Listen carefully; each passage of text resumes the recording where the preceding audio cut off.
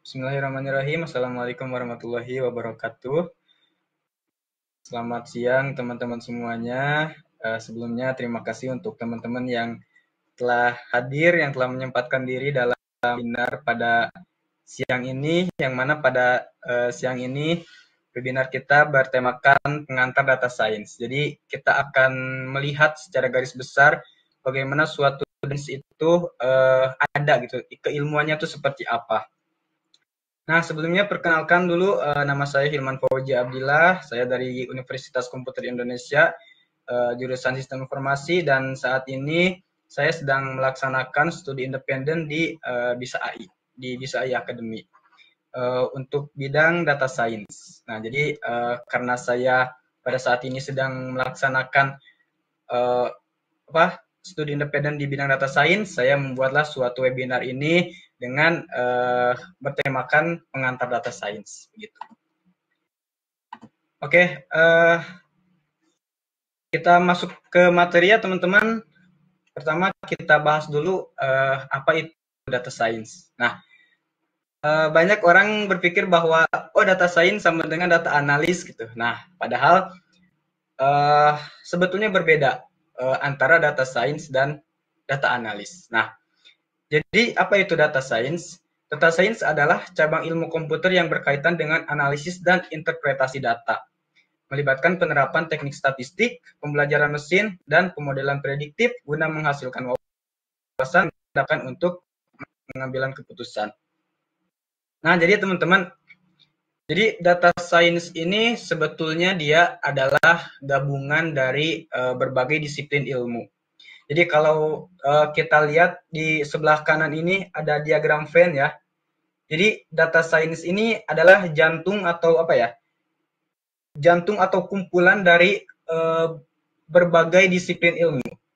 Kita bahas satu-satu. Pertama, di data science itu ilmu yang harus dipelajari adalah computer science. Jadi ilmu-ilmu komputer itu harus dipelajari. Kemudian yang kedua ada matematika dan statistika. Jadi perhitungan, statistika itu juga perlu dipelajari.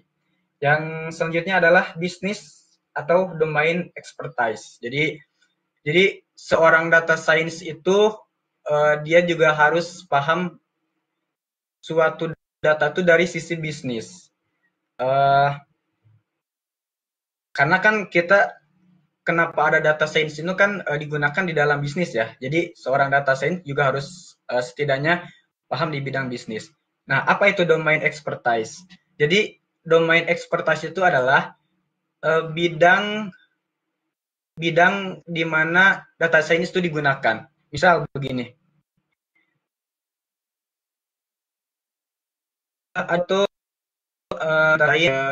hasil panen kelapa sawit. Nah, kelapa sawit itu adalah domain expertise. Jadi keilmuan atau apa ya, bidang di luar dari teknologi yang dimana bidang itu yang sedang kita teliti gitu. Jadi bidang domain expertise itu misalkan pertanian, misalkan yang tadi kelapa sawit, misalkan atau misalkan apa ya, perbengkelan misalkan, nah itu adalah domain expertise. Nah, kalau kita amati lagi teman-teman dari diagram Venn ini kan ada irisan ya sebetulnya. Jadi ketika suatu ilmu computer science dengan matematika disatukan, itu akan menghasilkan suatu keilmuan baru yaitu machine learning. Jadi teman-teman yang sekarang tertarik dengan machine learning, ingin belajar machine learning, teman-teman bisa pelajari computer science atau ilmu komputer dan juga matematika dan statistika. Kemudian ada irisan atau gabungan daripada ilmu matematika dan statistika dan bisnis atau domain expertise. Itu menghasilkan suatu bidang atau ilmu data analis. Jadi untuk teman-teman nih yang kayaknya data science terlalu susah nih untuk dipelajari, saya ingin belajarnya data analis saja, misalkan saya pengen jadi data analis saja. Itu yang harus teman-teman pelajari adalah matematika dan statistika dan domain expertise atau bisnisnya. Nah, kemudian computer science dan ilmu komputer atau ilmu komputer dan bisnis atau domain expertise jika digabungkan maka akan menghasilkan suatu keilmuan yaitu traditional software atau apa ya, software yang dibuat secara tradisional gitu. Jadi kalau teman-teman di teknik mungkin sudah tahu ada yang namanya System Development Life Cycle. Nah, itu merupakan salah satu salah satu bidang tradisional software gitu. Jadi pembuatan software secara tradisional. Nah, gabungan dari semua bidang atau dari semua keilmuan yang sudah saya jelaskan tadi itu menghasilkan suatu keilmuan data science. Jadi data science ini dia gabungan dari keseluruhan gitu. Jadi ya bayangin aja kalau teman-teman misalkan mau jadi seorang data scientist, maka teman-teman di sini sudah tahu nih apa yang harus dipelajari gitu. Nah, tapi yang menarik di sini adalah di sini kalau kita lihat karena orang banyak persepsi orang banyak berpikir bahwa data science itu sama dengan data analis. Nah, tapi kan sebetulnya berbeda ya antara data science dan data analis. Tapi kalau kita lihat diagram Venn di sini, seorang data science itu harusnya dia bisa memahami data analis gitu. Begitu. Mungkin itu uh, jadi kelebihan teman-teman yang sekarang sedang bergelut di data science. Teman-teman ketika terjun ke data analis itu akan lebih mudah. Nah, kemudian kita akan membahas komponen utama dalam data science. Jadi kita di data science itu ngapain aja sih gitu. Nah, yang pertama dalam uh, pembuatan suatu aplikasi atau program. Jadi di data science itu ada 5 hal yang kita lakukan. Yang pertama adalah data collecting. Jadi misalkan gini nih, ada suatu permasalahan ya kan misalkan. Nah, teman-teman memiliki proyek untuk membuat analisa apa teman lakukan pertama. Pertama adalah teman-teman harus mengumpulkan dulu datanya. Nah, dari mana data ini bisa dikumpulkan? Ada dua kemungkinan. Yang pertama bisa dari internal perusahaan. Misalkan teman-teman kerja di suatu perusahaan dan misalkan punya database yang sudah mumpuni nih. Nah, data-data yang ada di perusahaan itu teman-teman gunakan. Kelebihan dari kalau kita punya data internal tuh datanya lebih dengan yang sedang kita ada di situ gitu. Nah, atau teman-teman juga bisa gunakan data eksternal. Jadi ada platform-platform di mana platform itu menyediakan data-data untuk kita gunakan gitu. Gratis. Misalnya Kaggle misalkan atau misalkan datanya BMKG misalkan. Nah, itu bisa teman-teman gunakan juga. Kemudian setelah kita mengumpulkan data nih, kita punya nih datanya. Apa yang harus kita lakukan? Yaitu adalah pembersihan data atau data cleaning. Jadi pembersihan data ini tuh sangat penting untuk agar memastikan bahwa si data yang kita punya tuh memiliki kualitas yang baik gitu dan juga konsisten. Jadi dengan data yang baik, dengan kualitas data yang baik itu akan menghasilkan suatu hasil yang baik juga gitu. Kemudian setelah datanya dibersihkan, kita lakukan exploratory data analysis. Jadi data yang tadi kita coba explore. Kata explore tuh mencari segala kemungkinan kan ya. Jadi kita mengidentifikasi pola yang ada.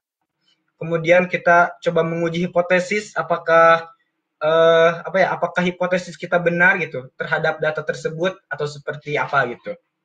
Nah, setelah kita explore si datanya, lalu kita lakukan modeling. Nah, dalam pembuatan model itu biasanya digunakan suatu algoritma machine learning ataupun deep learning. Jadi, nah, kan ini ada ya. Jadi kan tadi sudah dibahas juga. Jadi dalam data science itu juga dipelajari machine learning. Nah, machine learning itu dia digunakan ketika proses modeling ini. Gitu.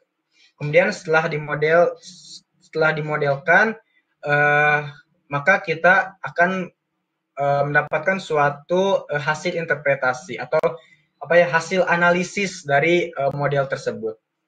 Begitu. Kemudian dalam data science tools apa yang bisa kita gunakan? Nah, ini gambar di sebelah ini sebetulnya kalau di dalam data science itu tools basic yang teman-teman harus pahami itu adalah Excel. Nah, Excel ini bisa digunakan ketika pertama kita terjun di data science gitu. Jadi rumus-rumus Excel, rumus-rumus dasar seperti min max, average, apalagi ya, kayak VLOOKUP. Nah itu harus teman-teman pahami dulu. Kemudian teman-teman bisa gunakan Python. Nah ini bisa untuk apa ya? Bisa untuk segala hal gitu. Si Python ini. Kemudian teman-teman juga bisa gunakan Tableau. Tableau ini kalau tidak salah dia platform untuk visualisasi data. Kemudian teman-teman juga bisa gunakan SQL. Teman-teman bisa gunakan Big ML atau Big Machine Learning. Kemudian teman-teman bisa gunakan TensorFlow, MATLAB, dan Matplotlib sebagainya. Sebetulnya masih banyak tools-tools yang teman-teman bisa gunakan di data science ini. Nah, kemudian skill apa saja yang harus dimiliki oleh seorang data scientist. Nah, ada sekitar 6 skills yang harus teman-teman data scientist kuasai setidaknya. Yang pertama adalah statistika, machine learning, dan optimisasi itu. Jadi statistika dan machine learning sesuatu yang saya katakan wajib gitu untuk teman-teman data scientist untuk kuasai. Karena kan kita di data scientist itu di data science itu kita bergelut di sana gitu ya. Kemudian programming dan computer science fundamental. Jadi teman-teman kalau nanya apakah seorang data scientist harus bisa ngoding, tentu harus bisa ngoding.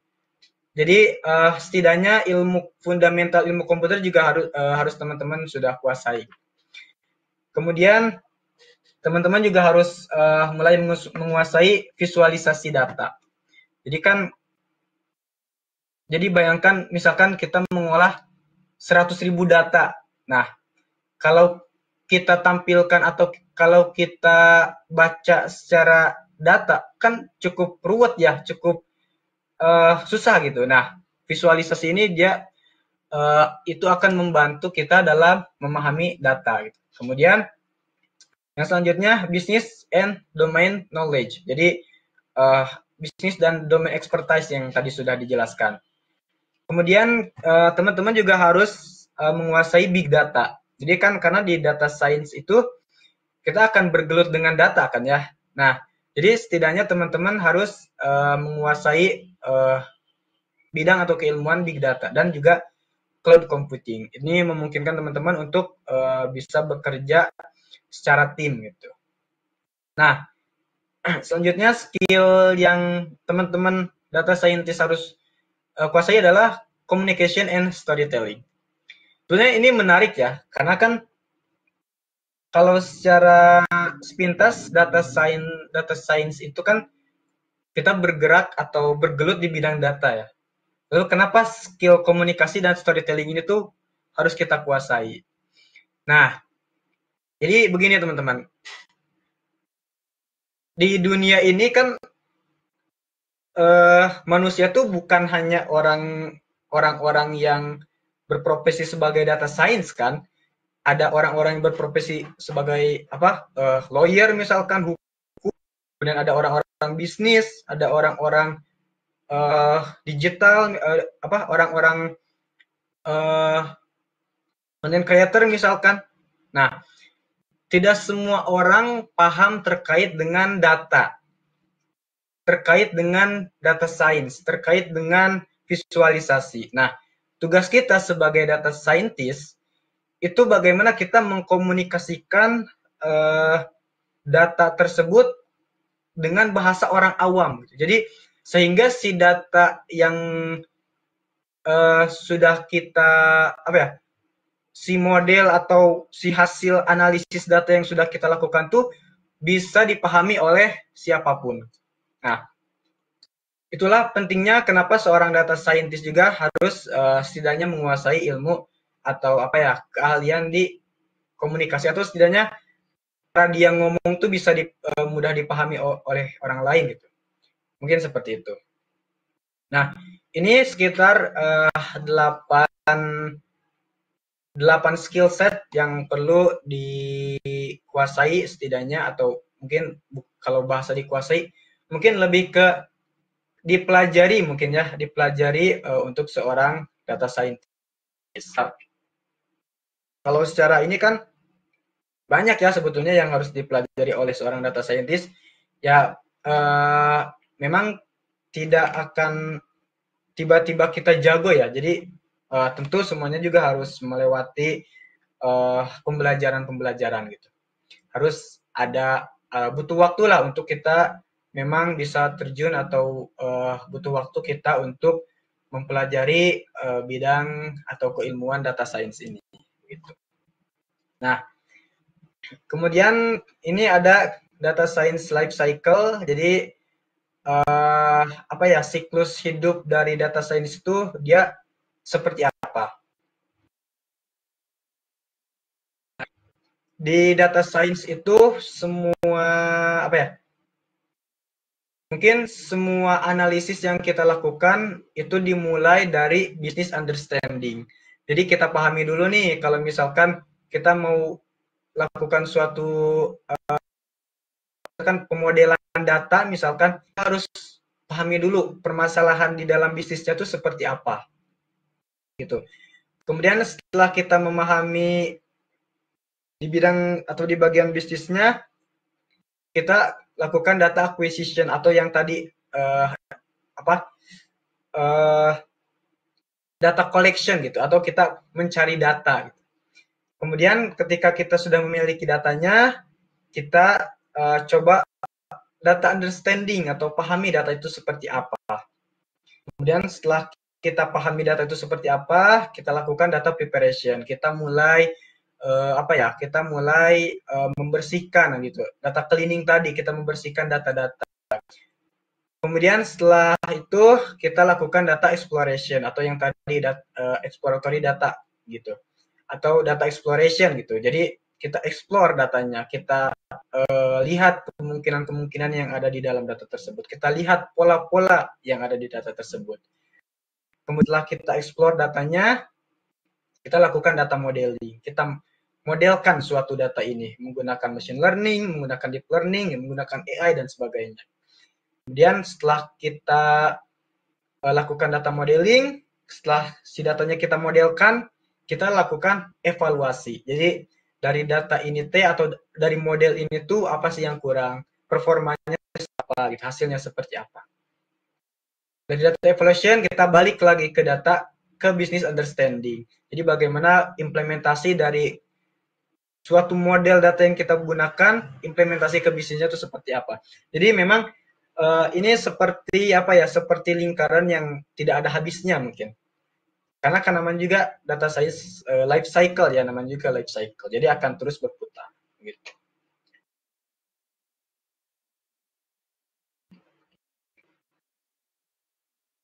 Nah,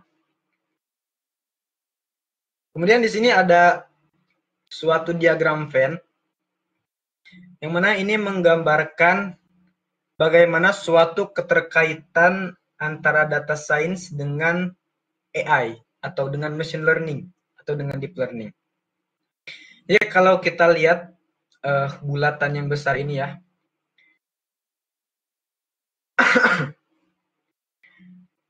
di bagian terluar dari apa ya? Dari keilmuan ini ada AI atau artificial intelligence. Nah, sub dari AI itu ada machine learning. Nah, sub dari machine learning itu ada deep learning. Jadi secara tidak langsung sebetulnya kalau teman-teman apa ya? Jadi kalau teman-teman mau bergelut di bidang AI, nah teman-teman harus pelajari deep learning, harus pelajari machine learning, harus pelajari AI. Nah, data science ini juga dia berkorelasi atau beririsan dengan bidang AI gitu, atau machine learning atau deep learning. Nah, pertanyaannya kenapa gitu ya? Kenapa ya si data scientist ini dia harus beririsan atau harus berkorelasi dengan bidang machine learning.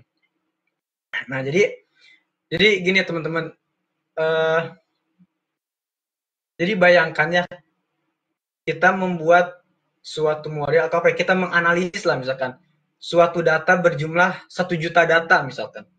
Nah, tools analisis yang paling basic itu kan Excel ya. Jadi bayangkan kalau kita lakukan analisis data itu tuh di Excel. Wah, itu kayaknya sebulan nggak akan beres gitu kita nganalisis data. Dan kayaknya si Excel-nya juga akan overload gitu. Karena tidak mungkin kita mengolah suatu data di tools seperti Excel, maka disinilah peran daripada AI atau machine learning. Jadi sehingga kita bisa data itu lebih cepat gitu. Sehingga pekerjaan kita juga lebih efisien, begitu teman-teman. Nah, sebelum itu saya tadi sudah dijelaskan ya terkait dengan komponen utama data. Di sini saya akan memberikan contoh terkait dengan komponen terkait dengan kelima pekerjaan ini gitu.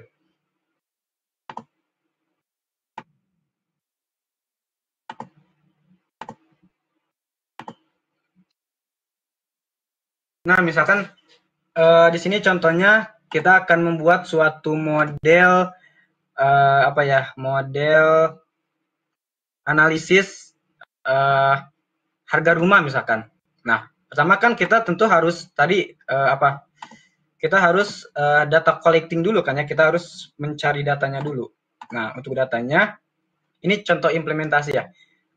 Untuk datanya saya ini misalkan saya internal, di sini saya mengambil data dari Kaggle.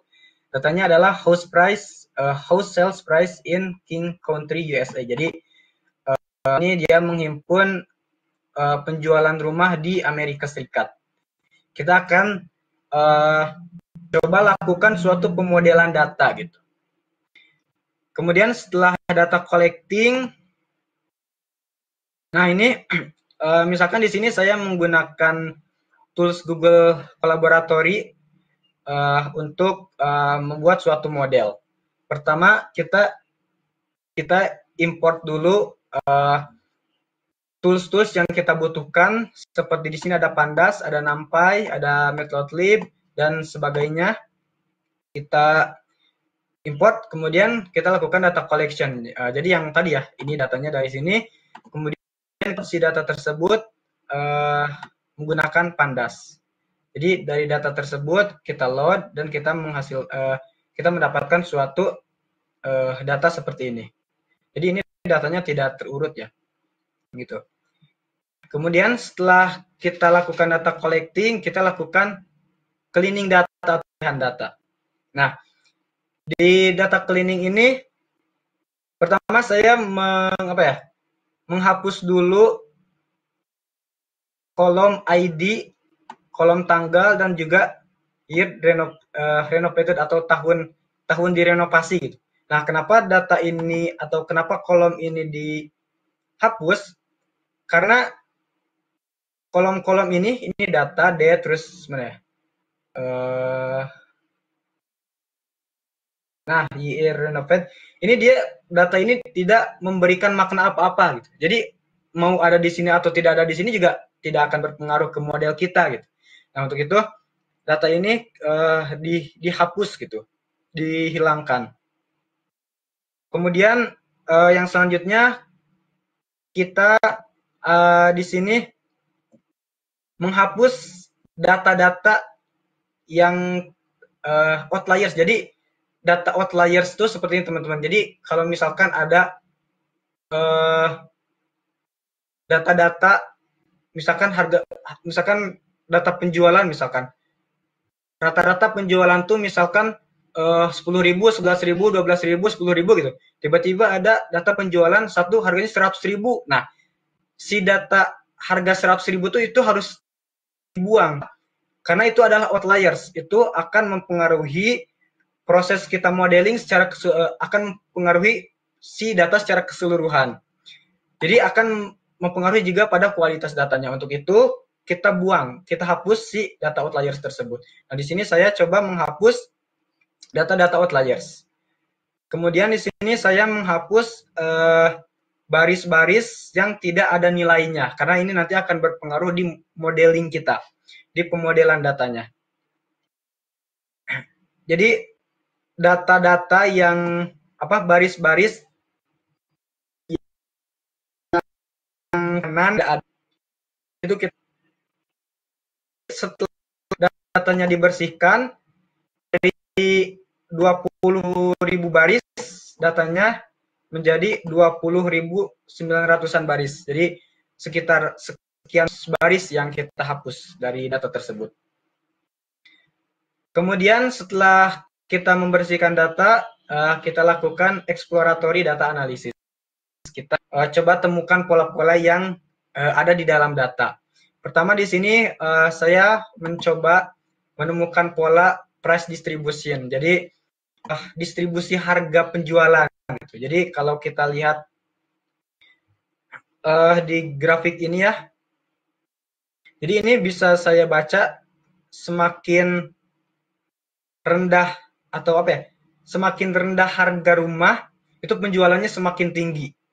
Nah, sedangkan semakin mahal harga rumah itu penjualannya semakin rendah. Seperti itu.